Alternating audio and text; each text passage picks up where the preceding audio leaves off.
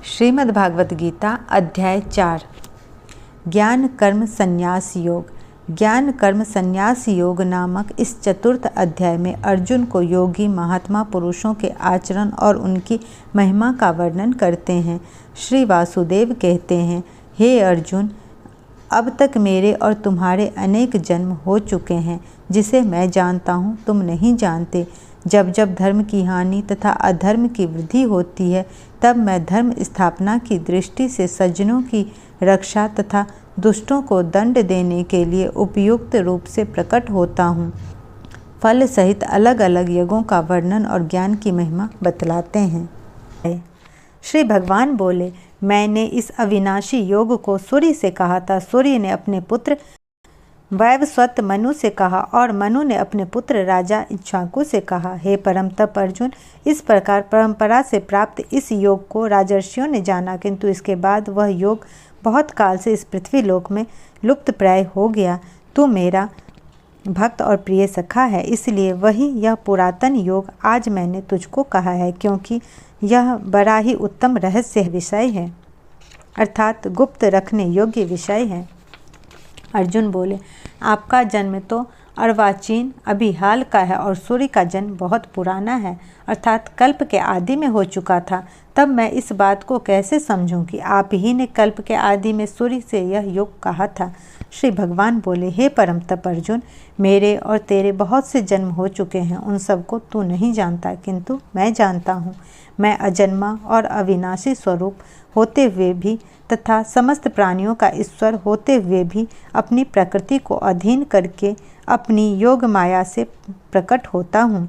हे भारत, जब जब धर्म की हानि और अधर्म की वृद्धि होती है, तब तब ही मैं अपने रूप को रचता हूँ, अर्थात साकार रूप से लोगों के सम्मुख प्रकट होता हूँ। साधु पुरुषों का उद्धार करने के लिए, पाप कर्म करने वालों का विनाश करने के लिए और धर्म की अच्छी तरह से स्थापना करने के लिए मैं युग युग में प्रकट हुआ करता हूँ। हे अर्जुन, मेरे जन्म और कर्म दिव्य अर्थात निर्मल और अलौकिक हैं। इस प्रकार जो मनुष्य तत्व से जान लेता है, वह शरीर को त्याग कर फिर जन्म को प्राप्त नहीं होता, किंतु मुझे ही प्राप्त होता है। पहले भी जिनके राग, भय और क्रोध सर्वथा नष्ट हो गए थे और जो मुझ में अनन्य प्रेम पूर्वक स्थिर रहते थे, ऐसे मेरे आश्रित रहने वाले बहुत से भक्त उपयुक्त ज्ञान रूप तप से पवित्र होकर मेरे स्वरूप को प्राप्त हो चुके हैं। हे अर्जुन, जो भक्त मुझे जिस प्रकार भजते हैं, मैं भी उनको उसी प्रकार भजता हूँ, क्योंकि सभी मनुष्य सब प्रकार से मेरे ही मार्ग का अनुसरण करते हैं। लोगों को इस मनुष्य लोक में कर्मों के फल को चाहने वाले लोग देवताओं का पूजन किया करते हैं, क्योंकि उनको कर्मों से उत्पन्न होने वाली सिद्धि शीघ्र मिल जाती है। ब्राह्मण, क्षत्रिय, वैश्य और शूद्र, इन 4 वर्णों का समूह गुण और कर्मों के विभाग पूर्वक मेरे द्वारा रचा गया है। इस प्रकार उस सृष्टि रचना आदि कर्म का कर्ता होने पर भी मुझ अविनाशी परमेश्वर को तू वास्तव में अकर्ता ही जान। कर्मों के फल में मेरी स्पृहा नहीं है, इसलिए मुझे कर्म लिप्त नहीं करते। इस प्रकार जो मुझे तत्व से जान लेता है, वो भी कर्मों से नहीं बंधता। पूर्व काल में मुमुक्षुओं ने भी इस प्रकार जानकर ही कर्म किए हैं, इसलिए तू भी पूर्वजों द्वारा सदा से किए जाने वाले कर्मों को ही कर। कर्म क्या है और अकर्म क्या है, इस प्रकार इसका निर्णय करने में बुद्धिमान पुरुष भी मोहित हो जाते हैं। इसलिए वह कर्मत्व में तुझे भली भांति समझाकर कहूँगा, जिसे जानकर तू अशुभ से अर्थात कर्म बंधन से मुक्त हो जाएगा। कर्म का स्वरूप भी जानना चाहिए और अकर्म का स्वरूप भी जानना चाहिए तथा विकर्म का स्वरूप भी जानना चाहिए, क्योंकि कर्म की गति गहन है। जो मनुष्य कर्म में अकर्म देखता है और जो अकर्म में कर्म देखता है, वह मनुष्यों में बुद्धिमान है और वह योगी समस्त कर्मों को करने वाला है, जिसके संपूर्ण शास्त्र सम्मत कर्म बिना कामना और संकल्प के होते हैं तथा जिनके समस्त कर्म ज्ञान रूप अग्नि के द्वारा भस्म हो गए हैं। उस महान पुरुष को ज्ञानी जन भी पंडित कहते हैं। जो पुरुष समस्त कर्मों में और उनके फल में आसक्ति का सर्वथा त्याग करके संसार के आश्रय से रहित हो गया है और परमात्मा में नित्य तृप्त है, वह कर्मों में भली भांति बरतता हुआ भी वास्तव में कुछ भी नहीं करता। जिनका अंतःकरण और इंद्रियों के सहित शरीर जीता हुआ है और जिसने समस्त भोगों की सामग्री का परित्याग कर दिया है, ऐसा आशा रहित पुरुष केवल शरीर संबंधी कर्म करता हुआ भी पापों को नहीं प्राप्त होता। जो बिना इच्छा के अपने आप प्राप्त हुए पदार्थ में सदा संतुष्ट रहता है, जिसमें ईर्ष्या का सर्वथा अभाव हो गया है, जो हर्ष शोक आदि द्वंद्वों से सर्वथा अतीत हो गया है, ऐसा सिद्धि और असिद्धियों में सम रहने वाला कर्मयोगी कर्म करता हुआ भी उनसे नहीं बंधता। जिनकी आसक्ति सर्वथा नष्ट हो गई है, जो देहाभिमान और ममता से रहित हो गया है, जिनका चित्त निरंतर परमात्मा के ज्ञान में स्थिर रहता है, ऐसा केवल यज्ञ संपादन के लिए कर्म करने वाले मनुष्य के संपूर्ण कर्म भलीभांति विलीन हो जाते हैं। जिस ज्ञान में अर्पण अर्थात स्त्रोवा आदि भी ब्रह्म है और हवन किए जाने योग्य द्रव्य भी ब्रह्म है तथा ब्रह्म रूप कर्ता के द्वारा ब्रह्म रूप अग्नि में आहुत देना रूप क्रिया भी ब्रह्म है, उस ब्रह्म कर्म में स्थित रहने वाले योगी द्वारा प्राप्त किए जाने योग्य फल भी ब्रह्म ही है।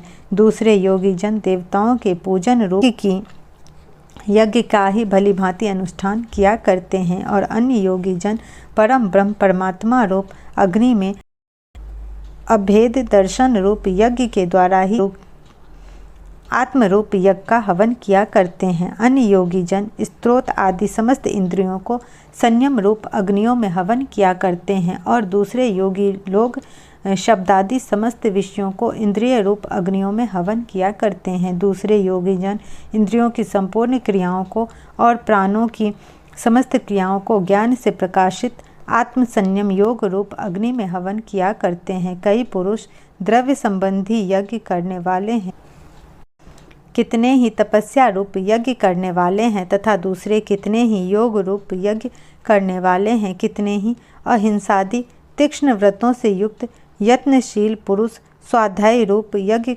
ज्ञान यज्ञ करने वाले हैं। दूसरे कितने ही योगी जन अपान वायु में प्राण वायु को हवन करते हैं। वैसे ही अन्य योगी जन प्राण वायु में अपान वायु को हवन करते हैं तथा अन्य कितने ही नियमित आहार करने वाले प्राणायाम याम परायण पुरुष प्राण और अपान की गति को रोककर प्राणों को प्राणों में ही हवन किया करते हैं। ये सभी साधक यज्ञों द्वारा पापों का नाश कर देने वाले और यज्ञों को जानने वाले हैं। हे कुरुश्रेष्ठ अर्जुन, यज्ञ से बचे हुए अमृत का अनुभव करने वाले योगी जन सनातन परम ब्रह्म परमात्मा को प्राप्त होते हैं और यज्ञ न करने वाले पुरुष के लिए जो यह मनुष्य लोक भी सुखदायक नहीं है, फिर परलोक कैसे सुखदायक हो सकता है। इस प्रकार और भी बहुत तरह के यज्ञ वेद की वाणी में विस्तार से कहे गए हैं।